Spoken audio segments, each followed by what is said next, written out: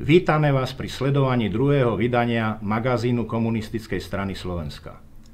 Pokúsime sa v ňom o hľadanie pravdy vo svete plnom lži a mediálneho bahna. Súčasná forma spoločenskej manipulácie nadobudla obľudné rozmery.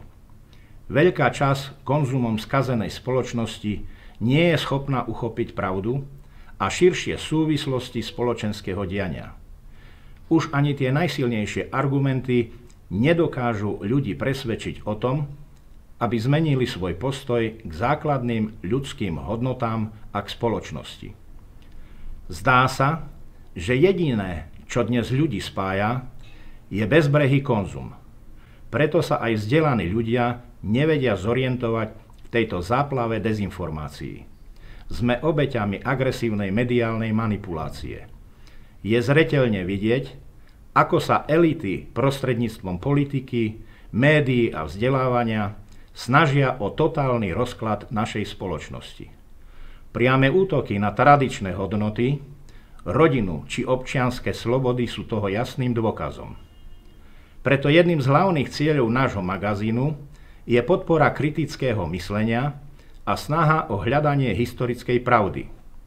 Spolupráca, sociálna rovnosť, spravodlivosť a sloboda – to sú naše základné hodnotové princípy. Ďakujeme vám za vašu priazeň a podporu. Sme hlboko znepokojení tým, ako vydierateľné politické špičky sankciami ekonomicky ničia národy Európy. Spojené štáty od zavedenia sankcií medziročne zvýšili svoju obchodnú bilanciu s tzv. Nepriateľským a agresívnym Ruskom o viac ako 10 %. Prečo sa na USA nevzťahujú sankcie? Prečo Európa musí prijímať sankcie a Spojené štáty na tom zarábajú? Máme vážne obavy, že sankcie majú slúžiť ako nástroj na ekonomický úpadok Európy. Na nátlak USA sa Európa chystá predĺžiť účinnosť sankcií na základe rôznych vykonštruovaných a pofiderných dôvodoch. Skutočným cieľom sankcií nie je oslabenie Ruska, ale ekonomická izolácia a destabilizácia Európy. Rusko sa v dodávkach energonosičov do Európy nikdy nedopustilo zaváhania či inej nespoľahlivosti. Vždy to bol a stále je seriózny obchodný partner. Akokoľvek nás presvedčajú a ubezpečujú, žiadna rýchla a porovnateľná náhrada za ruský plyn neexistuje.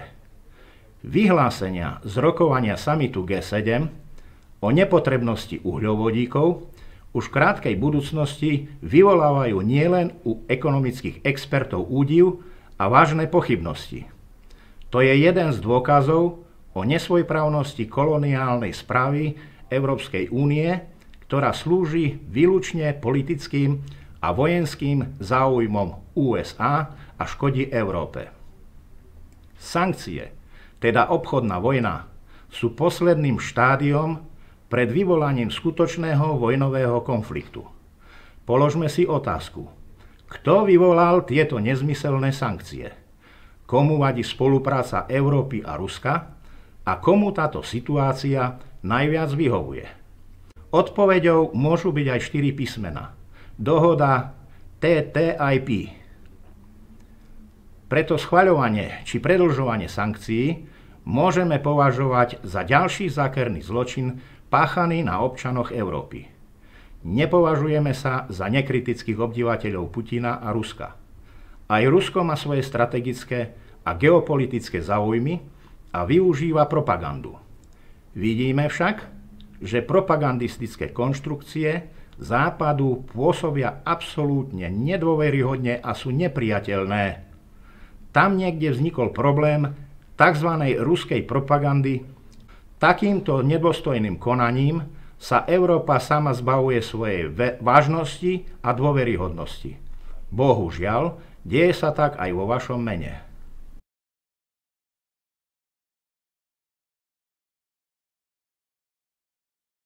Aj Slovensko dnes žije témou imigrácie. Preto vám predstavíme jedno zaujímavé riešenie tohto problému. Navrhujeme postupovať podľa hesla imigranta do každej vládnej a poslaneckej rodiny. Pozitívne príklady priťahujú. Myslíme si, že práve ekonomicky a kultúrne najsilnejší predstavitelia štátu môžu byť silným vzorom a vhodným útočiskom pre imigrantov.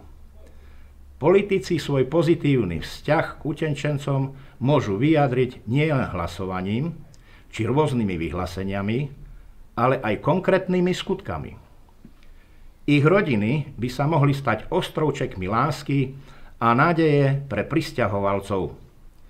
Boli by sme radi, keby ich podpora nebola len ekonomická, ale aby prerástla do pevných kultúrnych väzieb či trvalých rodinných zväzkov.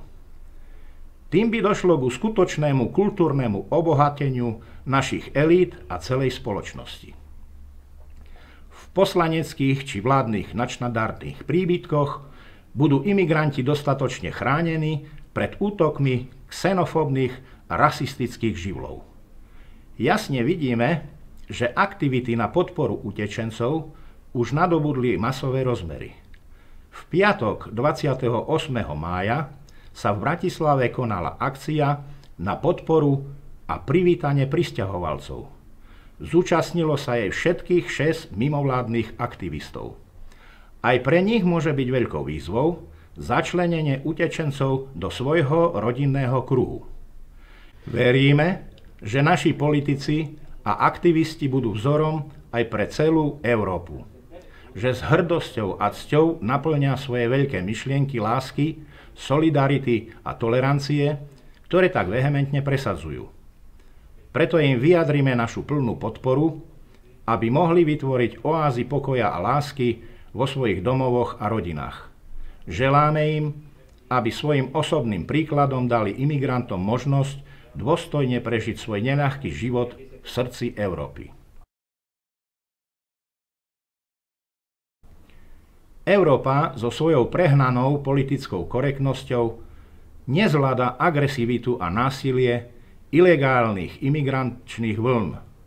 Špičkovo vybavená polícia a armáda Európskej únie mohla už dávno rýchlo a účinne zasiahnuť. Máme vážne obavy, že nečinnosť príslušných zložiek je zámerná a má slúžiť na vyvolanie chaosu a ultranacionalistických nálad v Európe. Budú nám ponúkať rýchle a radikálne riešenia nastolenia poriadku a zákonnosti za cenu výrazného obmedzenia občianskych práv a slobôd. Tento nebezpečný zámer imperializmu však zostáva skrytý pre väčšinu obyvateľstva. Nový svetový poriadok práve prichádza.